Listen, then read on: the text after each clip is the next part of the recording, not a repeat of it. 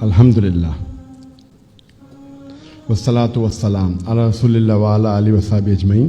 Amma ba'd. A'udhu billahi minash shaitanir rajim. Bismillahir rahmanir rahim. Wa qul ja'al haqq wa zaqal batil.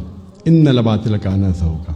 Rabbi shrah li sadri wa yassir li amri wahlul 'uqdatam min lisani yafqahu qawli. My respected scholars, my dear speakers, and my dear brothers and sisters, I welcome all of you with the Islamic greetings. Assalamu alaikum wa rahmatullahi wa barakatuh. It's an honor and a pleasure for me to give a presentation in this conference on Masjid Aqsa and Baitul Muqaddas. I'll be speaking on the topic of the virtues of Al-Aqsa.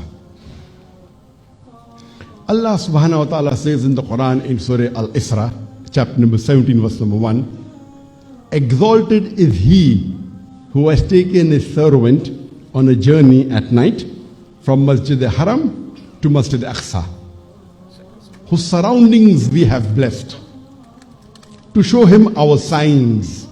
He is seeing and he is hearing.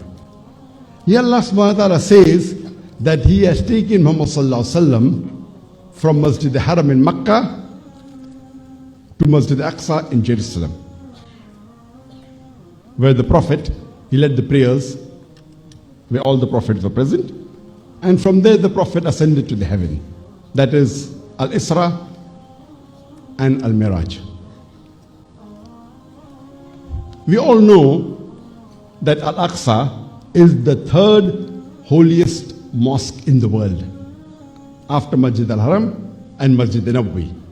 But the difference between Masjid Aqsa and the other holy mosque is that beside the mosque being holy, the land where Masjid Aqsa is, Ash-Sham, itself is blessed. And Allah says in the Quran in Surah Anbiya, chapter number 21, verse number 71, that the land we have blessed for all the worlds, for all the nations. And Allah says this in the Quran in several places, that this land is blessed. Allah says in the Quran, in Surah Araf, chapter number 7, verse number 137. Allah says in Surah Isra, chapter number 17, verse number 1. Allah says in Surah Anbiya, chapter number 21, verse number 81. Allah says in Surah Sabah, chapter 34, verse number 81. In several places.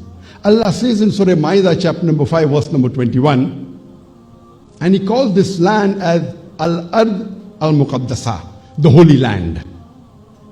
So Allah says in the Quran, several places about the blessings and the holiness of this land. It's mentioned in the Sahih Hadith of Sunan Tirmidhi, volume number 6, Hadith number 3954, where the beloved Prophet Muhammad said, Tuba for Ash-Sham. That means glad tidings for Ash-Sham. And the Sahabas asked that why Ya Rasulallah? So the Prophet replied that Ar-Rahman's angel, they spread their wings over this land. It's further mentioned in Sahih Bukhari, volume number 9, Hadith number 7094, that the beloved Prophet Muhammad, he prays to Allah subhanahu wa ta'ala, Oh Allah, bestow your blessings on Ash-Sham. So you have several Quranic verses in Hadith talking about the blessings of Sham. As far as Jerusalem is concerned, it is a holy land. It is a holy city where many prophets they lived. And it is sacred to all the three Abrahamic faiths. The Jews, they pray towards Jerusalem. They pray facing the Wailing Wall, that is the western wall. And they consider the Al-Aqsa compound, which they call as the Temple Mount, they consider it as sacred. As far as the Christian is concerned, for them the Jerusalem is also a sacred city. It's associated with Isa alayhi salam. And in the old city of Jerusalem is the Church of the Holy Sepulchre. The Muslims, we call Jerusalem as Al-Quds, as Baitul Muqaddas, the holy house. And It is mentioned in Musnad Ahmad, hadith number 23090. Our beloved Prophet Muhammad said that Ad-Dajjal, that is the Antichrist, he will prevail over the full earth except Masjid Haram and Masjid Aqsa. I mean, towards before the end of the world, when Dajjal will come, he will prevail over the full world except Masjid Haram and Masjid Aqsa. It's mentioned in Musnad Ahmad, hadith number 22320, that the beloved Prophet Muhammad said, there will be a group amongst my people, my followers, who will always openly speak the truth, and no one will be able to harm them until the last hour. And the Sahabas ask the Prophet, where will they be? And the Prophet replies, in Jerusalem. As far as the virtues of Al-Aqsa Mosque is concerned, we all know that the Arabic word Aqsa, it means the furthest. So Al-Aqsa Mosque means the furthest mosque. And as Masjid al-Haram is given the title of Al-Bayt al-Atiq, the old house, Masjid Aqsa is given as Al-Bayt al-Muqaddas, that's the holy house. It's mentioned in Sahih Bukhari, volume number 4, hadith number 3366, that Abu Dhar, may Allah be pleased with him, he asked the Prophet that which was the first mosque built on the earth? And the Prophet replied, Masjid al-Haram. He asked which mosque was built next? The Prophet said, Masjid Aqsa. So Masjid Aqsa was the second mosque built on the face of the earth, the second house of Allah, 40 years after Masjid al-Haram.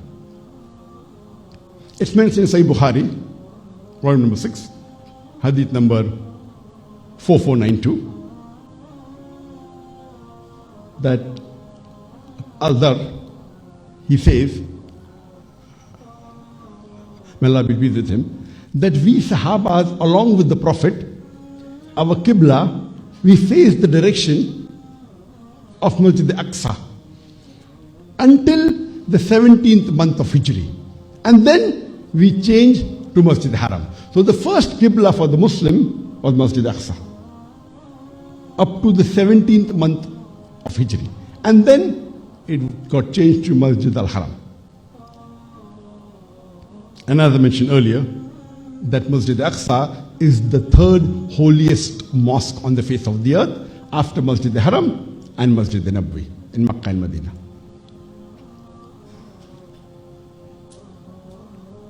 It's mentioned in Sahih Muslim, volume number 1, hadith number 430, that Prophet Muhammad sallallahu alaihi wasallam, he was transported from Masjid al-Haram to Masjid Haram to Masjid Aqsa, that is the night journey. And in Masjid Aqsa, he leads the Salah where all the prophets were present. All the prophets were present, and Muhammad sallallahu alaihi wasallam did the imamat. It's further mentioned in Sahih Bukhari, volume number 5, hadith number 3886, that when Prophet Muhammad sallallahu alaihi wasallam told the Quraysh about Al-Isra and Wal-Miraj, they did not believe. So Prophet went to Al-Hijr, and Allah subhanahu wa ta'ala in front of him showed him the Masjid Aqsa.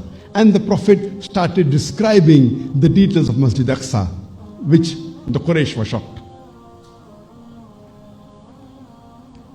It is mentioned in the Sahih Hadith of Musaddaq al-Hakim, Hadith number 5883, that when the Sahabas, they were discussing which has more blessings, is it Masjid Aqsa or Masjid Nabwi? So our beloved Prophet Muhammad said, one prayer in my mosque is equal to 4 prayers in Masjid Aqsa. And we know that the thawab for praying in Masjid Nabwi, the mosque of the Prophet, is 1,000 equal to pray anywhere else.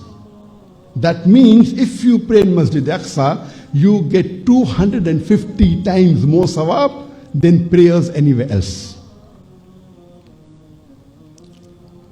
It's mentioned in Sahih Bukhari, volume number 2, hadith number 1189, that a beloved Prophet Muhammad said that there are only 3 places where you can travel for pilgrimage to a mosque, and that is Masjid Aqsa, the Masjid Haram, Masjid Nabawi, and Masjid Aqsa. So Masjid Aqsa is one of the 3 mosques where you can take a journey to. It's mentioned in Ibn Majah, volume number 2, hadith number 1408, that a beloved Prophet Muhammad said that after Sulaiman salam, after Solomon, peace be upon him, when he completed Masjid Aqsa, he prayed to Allah and asked for 3 things. 1, that let the judgment be as my judgment. Number 2, do not give a dominion, a kingdom. Give me a kingdom which you will not give to anyone else after that. And the third was, when anyone travels to this mosque solely for praying, forgive all his sins, wash out all his sins, as though he's a newborn from the mother's womb. And the Prophet said, 2 prayers have been answered, and I pray that even the third is answered.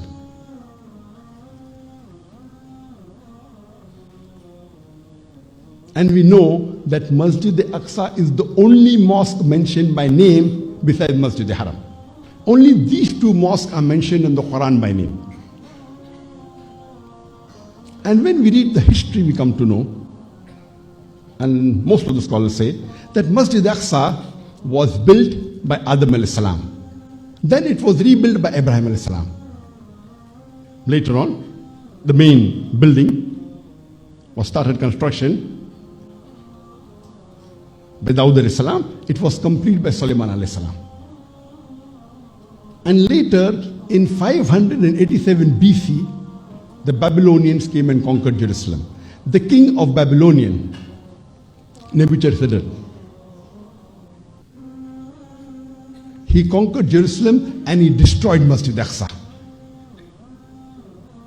For the Jews, since Sulaiman alayhi salam made Masjid Aqsa, they called it as the Temple of Solomon. It was sacred for them also.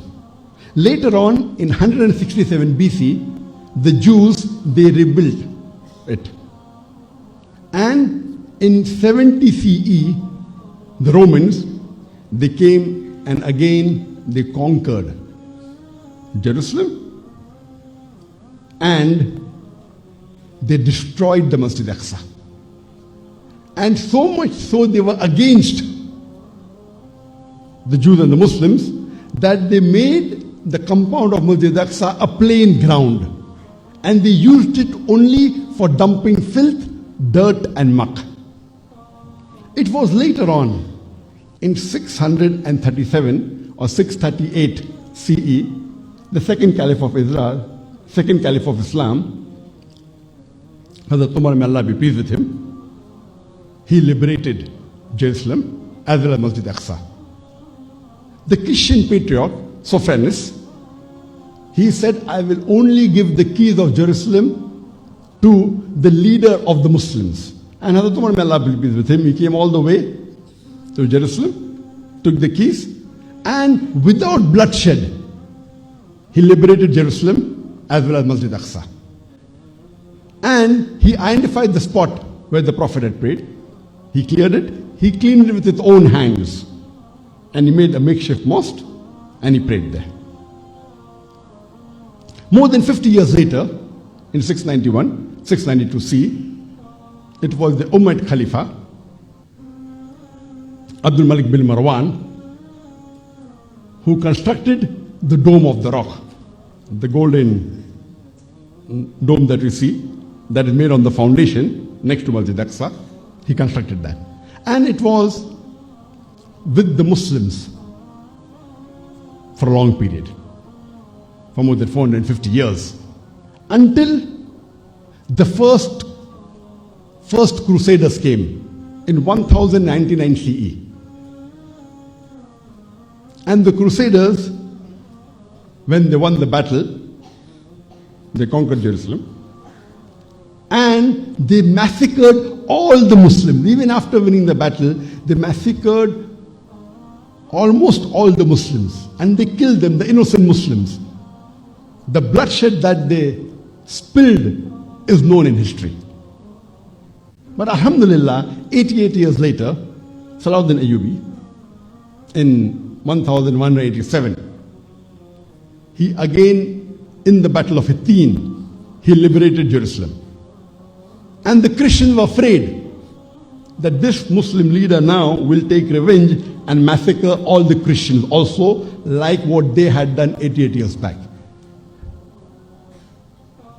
But Alhamdulillah, the world knows that there was a sparkling difference between Salahuddin Ayyubi, may Allah have mercy on him, and the Crusaders.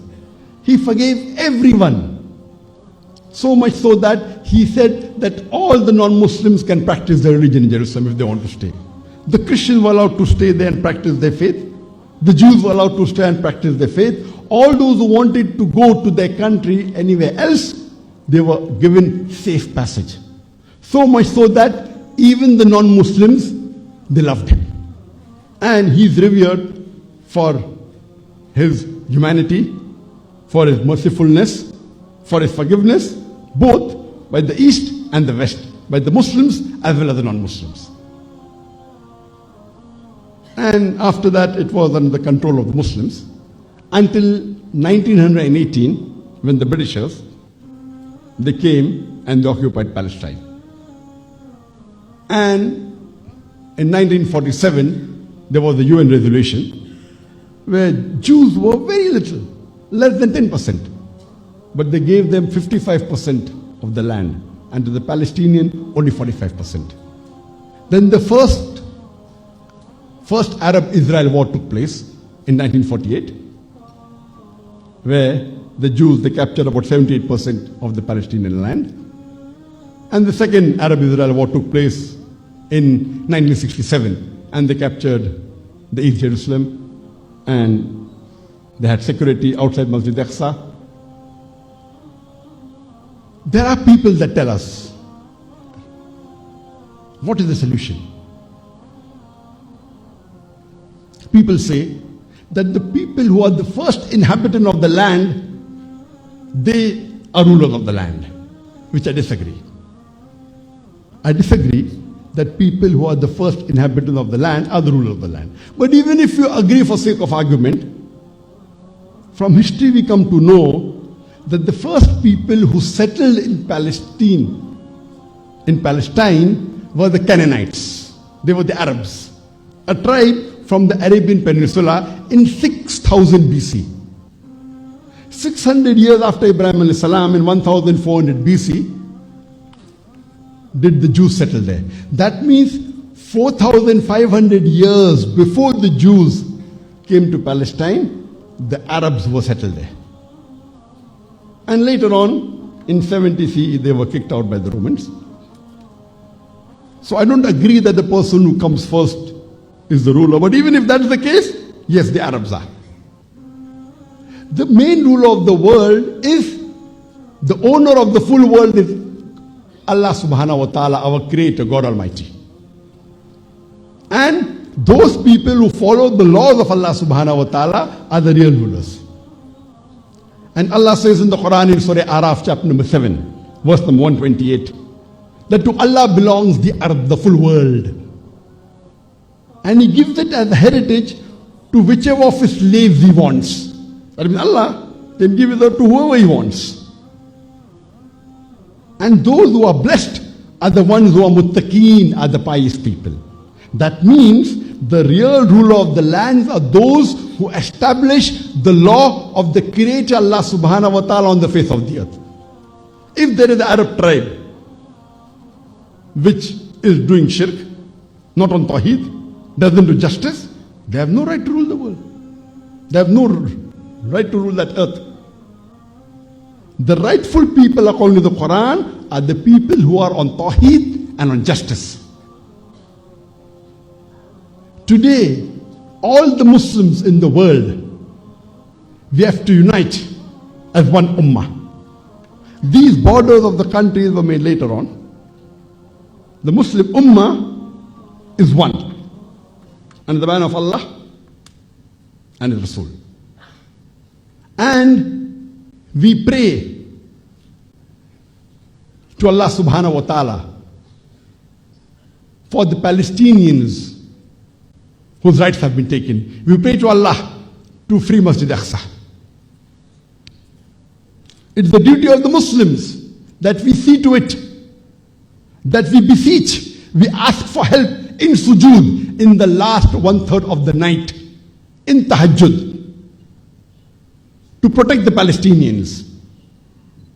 Many of us homes have been rampaged. The houses have been destroyed.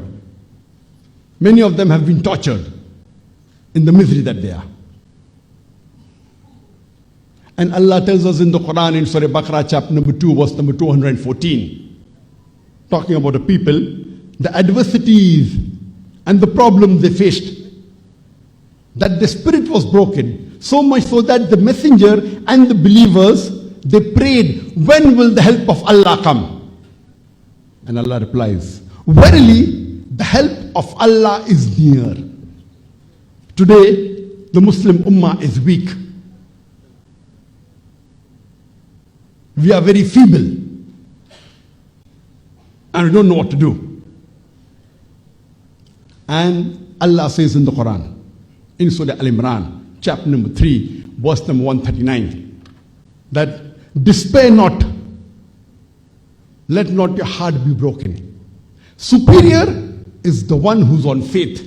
So we Muslims should stick to our faith, and inshallah victory will be ours. As Allah says in the Quran in Surah Imran chapter 3 verse 103, وَأَتَصِمُوا بِحَبْلِ اللَّهِ جَمِيعًا وَلَا تَفَرَّقُوا. Hold to the rope of Allah strongly, that is the glorious Quran and the authentic hadith of Muhammad sallallahu alaihi wasallam, and be not divided. If we Muslims are united, and if we're not divided, inshallah, and we are on the faith with taqwa and tawheed, inshallah victory will be all. I pray to Allah subhanahu wa ta'ala that may He liberate Palestine, Masjid Aqsa, Baitul Muqaddas, and may He give us an opportunity at least to pray once in Baitul Muqaddas before we die. I'd like to end my speech with the quotation of the glorious Quran, where Allah says in Surah Isra, chapter number 17, verse number 81, وَقُلْ جَاءَ الْحَقُّ وَزَاقَ الْبَاطِلِ إِنَّ الْبَاطِلَ كَانَ زَهُوقًا. When truth is hurled against falsehood, falsehood perishes. For falsehood, it's by its nature bound to perish. Wa akhir dawana alhamdulillahi rabbil alamin.